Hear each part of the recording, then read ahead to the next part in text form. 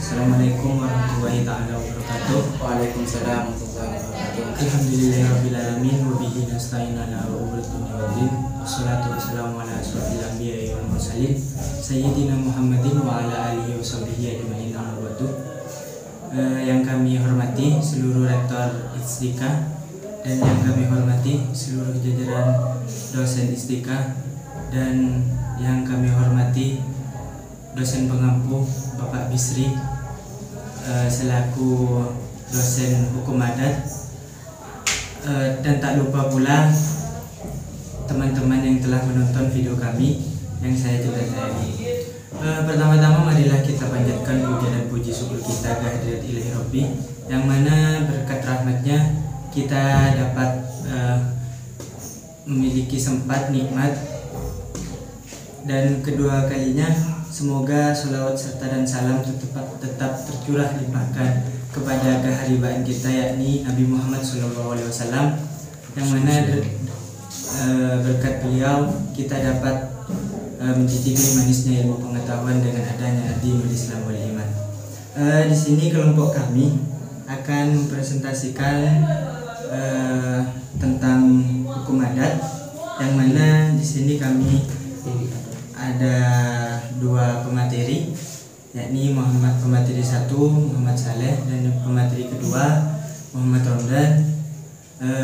Langsung saja kepada pemateri 1 yakni Muhammad Saleh, kepadanya waktu dan tempat kami aturkan. Bismillahirrahmanirrahim. Assalamualaikum warahmatullahi wabarakatuh. Terima kasih diucapkan kepada teman kami yang moderator yang telah memberikan kami waktu untuk menjelaskan tentang beberapa hal yang akan kami jelaskan pada kesempatan kali ini. Yang pertama, di sini kami akan menjelaskan tentang pengertian delik adat. Jadi menurut delik adat, menurut suatu tokoh yakni yang bernama Terhad, yakni mengartikan bahwasanya yang dikatakan delik adat itu merupakan suatu gangguan terhadap suatu keseimbangan masyarakat, sehingga gangguan tersebut dapat berdampak buruk, bukan berdampak baik. Dan juga gangguan tersebut berada dalam dua sifat, yakni bersifat material dan juga imaterial terhadap suatu masyarakat. Sehingga dengan pengertian tersebut, dalam pengertian Terkan ini mengartikan bahwasanya gangguan tersebut ini dampaknya itu cukup besar, yang berdampak besar bagi suatu kalangan masyarakat, sehingga gangguan dan goncangan tersebut sangatlah besar.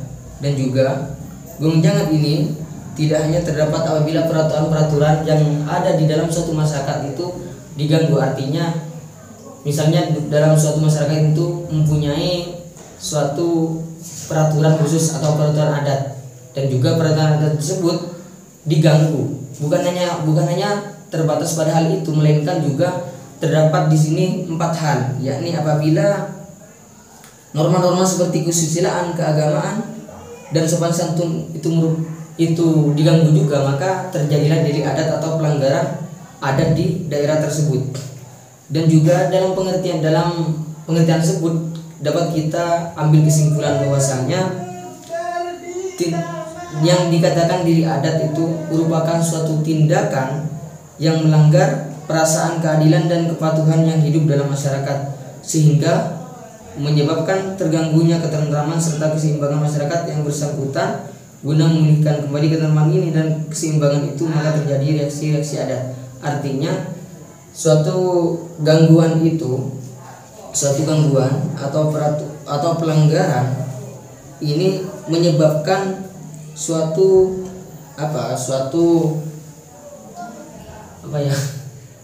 menyebabkan suatu permasalahan lah di daerah tersebut. Dan juga di sini lanjut kepada poin yang kedua, lahirnya delik adat. Lahirnya delik adat ini tidak berbeda halnya dengan peraturan yang lain yang lahir di suatu tempat yang tidak tertulis dalam perundangan KUHP. Kemudian Hukum adat ini tidak mengenal sistem peraturan statis. Ini artinya delik adat itu sepanjang masa berubah, artinya tidak tetap sesuai dengan zaman.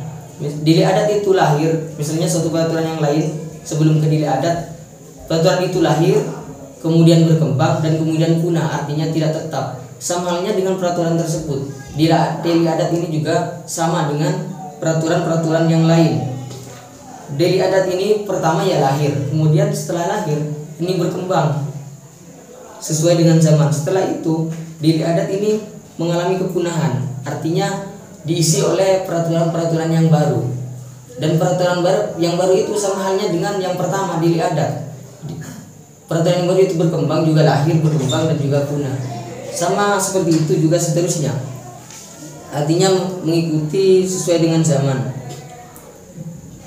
Di sini juga perbuatan-perbuatan yang semula merupakan pelanggaran hukum. Artinya misalnya pada kesempatan yang pertama ini, misalnya hukum pelanggaran adat yang pertama itu yang musim yang pertama. Kemudian setelah berlanjut kepada musim yang kedua, peraturan tersebut itu tidak berlaku, maka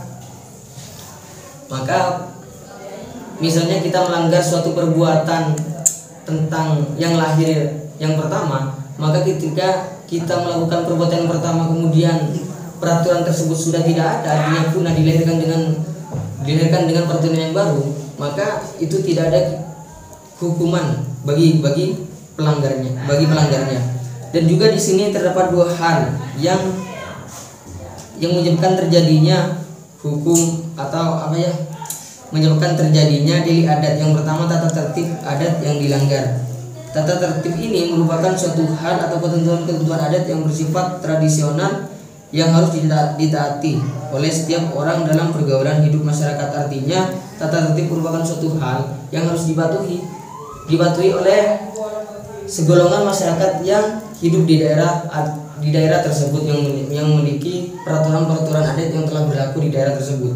Dan juga di sini apabila semua ketentuan adat itu ada yang dilanggar, maka terjadinya delik adat yang berakibat timbulnya reaksi dan koreksi dari petugas hukum adat. Artinya misalnya seseorang itu melanggar atau membuat keonaran sehingga terjadinya pelanggaran adat, maka timbul juga reaksi-reaksi dari masyarakat tersebut. Bagaimana reaksi-reaksi tersebut, kemunculan reaksi-reaksi tersebut guna menenteramkan atau menyeimbangkan suatu permasalahan tersebut, bagaimana suatu permasalahan tersebut bisa terselesaikan di suatu daerah tersebut. Dan juga di sini dapat saja terjadi dengan delik adat dipertahankan oleh petugas hukum adat, dapat saja terjadi dikarenakan yang bersangkutan sendiri merasa kerugian. Artinya bukan hanya gangguan dari luar. Di sini dapat saja terjadi dikarenakan yang bersangkutan sendiri merasa dirugikan. Artinya suatu masyarakat itu tidak terima merasa dirugikan, maka di situ juga merupakan pelanggaran adat. Kemudian terjadinya delik adat tidak selamanya dikarenakan melanggar ketentuan adat yang dipertahankan oleh petugas hukum adat. Dapat saja terjadi dikarenakan bersangkutan sendiri merasa dirugikan. Sebagai contohnya di sini adalah sebidang tanah di daerah Lampung. Sebidang tanah digugat oleh penduduk asli atas dasar hak kerabat, sedangkan tanah tersebut sudah dikerjakan dan dimiliki oleh transmigran berdasarkan ketentuan bagian dari kepala kampung. Masalahnya tidak lain halnya dikarenakan pemuka-pemuka adat bersangkutan melakukan reaksi dan koreksi terhadap penguasa yang tidak mengikut sertakan mereka dalam penyelesaian masalah tanah. Nah, dalam contoh di sini, misalnya kita itu mempunyai sebidang tanah, lalu tanah tersebut diambil oleh transmigran dimiliki oleh transmigran berdasarkan dengan kepala kampung di daerah tersebut. Yang menjadi tertib permasalahan dalam contoh hari ini adalah saat proses penyerahan oleh kepala kampung kepada Transmigran ini tidak mengikut sertakan suatu seseorang yang berhak menempatkan tanah tersebut, sehingga seseorang itu tidak mengetahui bahwasanya tanah tersebut sudah dimiliki oleh Transmigran. Nah, kemudian poin yang kedua ini keseimbangan masyarakat terganggu. Artinya di sini keseimbangan dalam masyarakat dapat terganggu dikarenakan peristiwa yang terjadi bertentangan dengan rasa keadilan dan kesadaran hukum masyarakat menurut waktu, tempat, dan keadaan. Mungkin itu saja yang dapat kami sampaikan. Kami pasrahkan kembali kepada moderator. Terima kasih kepada pemateri 1, yakni Muhammad Soleh, yang mana beliau telah memaparkan pengertian delik adat, lahirnya delik adat, juga lahirnya delik adat ini, tata tertib adat dilanggar, keseimbangan masyarakat terganggu. Baik, langsung saja mungkin kepada pemateri kedua, yakni Muhammad Romdan, yang mana beliau akan meneruskan pemaparannya berlakunya delik adat dan macam-macam delik adat beserta pidananya. Kepadanya waktu dan tempat kami aturkan. Bismillahirrahmanirrahim. Terima kasih atas waktunya yang telah memberikan waktu untuk menyampaikan berlakunya delik adat. Larangan berlakunya delik adat ini terbatas pada lingkungan yang menerapkan kepada adat tersebut. Jadi tidak semua hukum pidana adat itu dilakukan di Indonesia, karena dalam perundang-undangan itu hukum adat itu tidak diadakan. Tapi dalam perundang-undangan nomor 1 tahun 1951 di itu terdapat tentang peradilan perdamaian desa terhadap hidup. Jadi perdamaian desa itu sudah diakui oleh Undang-Undang nomor 1 tahun 1951. Hukum pidana adat masih dapat berlaku selama masyarakat itu ada. Jadi tidak mungkin kalau hukum adat itu dilaksanakan dan masyarakatnya tidak ada. Maka selama itu pula hukum adat itu diberlakukan. Dan sampai kapan hukum adat itu diberlakukan? Sejauh mana masyarakat itu mempertahankan adat tersebut, dan tergantung kepada waktu dan tempatnya.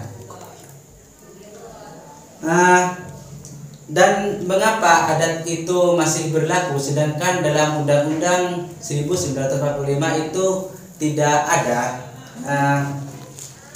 Karena masyarakat masih tetap memegang teguh para leluhur tentang adat-adat yang masih diterapkan di daerahnya itu.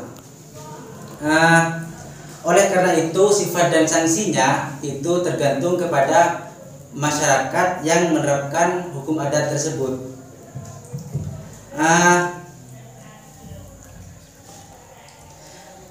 Memang benar bahwa terhadap perbuatan kejahatan seperti membunuh, penganiayaan itu pada umumnya menerima KUHP pidana. Tetapi oleh karena kemampuan hukum pidana umum itu terbatas, jadi di meja pengadilan negeri dan tidak akan melayani setiap kepentingan rasa keadilan masyarakat, maka masih dibutuhkan adanya hukum adat. Adanya upaya untuk dapat memulihkan kembali keseimbangan masyarakat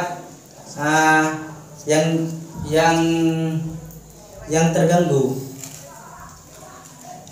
Sebenarnya jika hakim resmi dapat memeriksa dan memutuskan khusus perkara pidana, dapat disadarkan hukuman adat. Tetapi dalam kondisinya yang sekarang tentu tentu belum mungkin untuk diadakan di pengadilan mengenai hukum adat. Dengan demikian, larangan berlakunya hukum pidana adat mempunyai tempat tersendiri yang jauh berbeda dari berlakunya hukum-hukum yang berada di pengadilan. Mungkin dari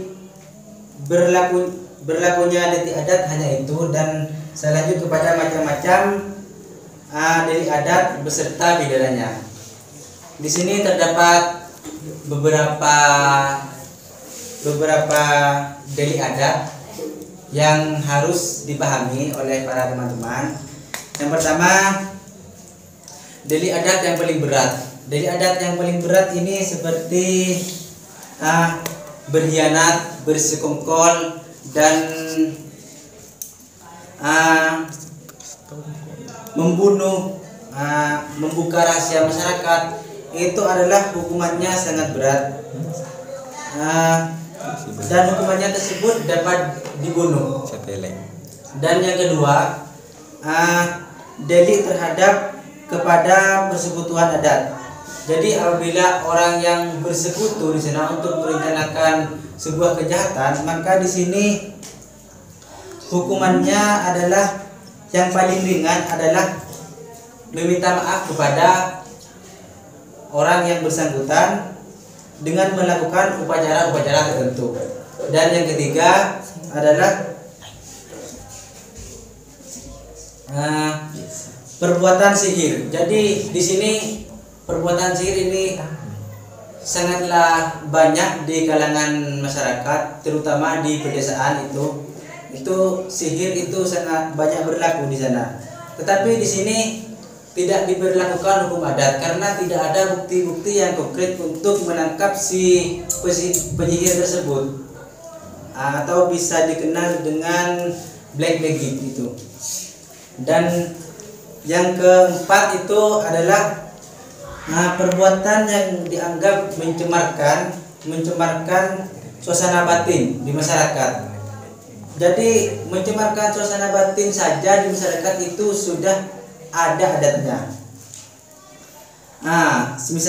Misalnya orang yang mencemarkan tempat ibadah atau tempat lainnya, itu hukumannya adalah mengadakan upacara adat, membersihkan dan mensucikan dalam suasana batin masyarakat dapat dipulihkan kembali. Jadi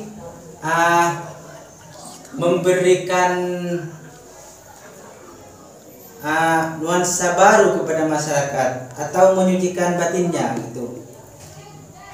Dan yang kelima di sini adalah hamil di luar nikah. Jadi kalau sekarang ini sudah marak-maraknya ya anak muda hamil di luar nikah. Di sini juga ada tindak hukum adatnya bagi masyarakat yang masih menggunakan hukum adat. Misalkan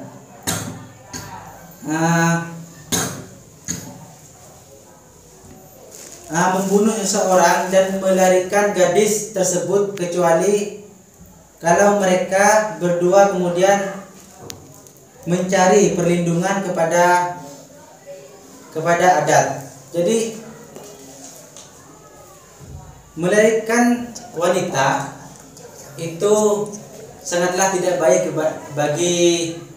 bagi orang tuanya, keluarganya gitu. Jadi tidak mengenakan. Jadi hukumannya adalah meminta maaf dan menjalin silaturahmi yang lebih baik. Dan yang ketujuh adalah perzinahan. Perzinahan ini biasanya kalau di daerah Batak dan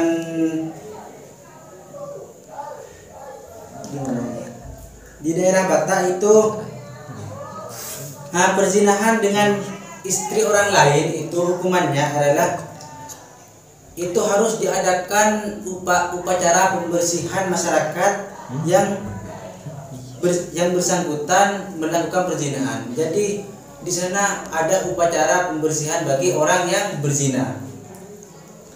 Dan yang kedelapan adalah pembunuhan.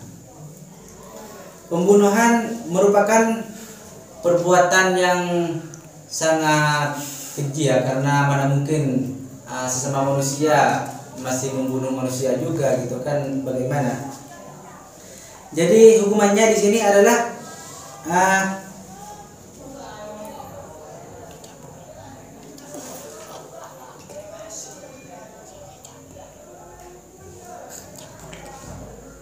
pada suku bangsa Dayak itu korban untuk keperluan upacara kematian. Jadi ada budak di sana yang dijadikan korban untuk mengharumkan nama baik si pembunuh. Dan yang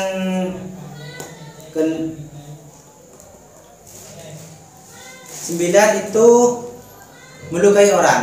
Melukai orang itu kalau di Aceh itu pepatah Aceh itu berbunyi darah ditimbang, luka di luar, cacat dibela, mati dibalas. Dan di Minangkabau itu ada salah cancang memberi pampeh, atau bisa disebut melukai orang, membawa denda. Yang terakhir di sini adalah pencurian dan perampokan. Pencurian dan perampokan ini hukumannya adalah biasanya orang yang mencuri itu menurut hukum adat mengembalikan dan